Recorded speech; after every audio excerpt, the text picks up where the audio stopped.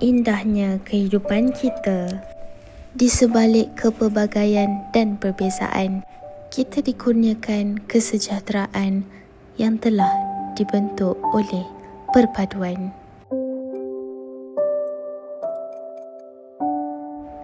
Perpaduan wujud kerana sikap toleransi yang tulus dan ikhlas.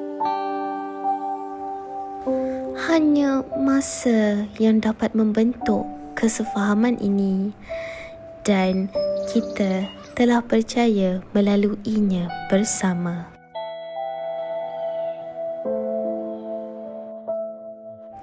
Ini haruslah ditanamkan kepada generasi masa hadapan berkenaan kepentingan toleransi antara masyarakat dan kaum tanpa mengira kepelbagaian dan perbezaan latar belakang kita.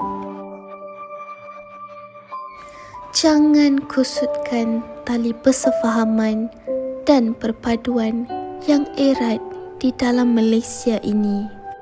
Ini adalah keunikan negara kita di atas satu nama yang kita pertahankan.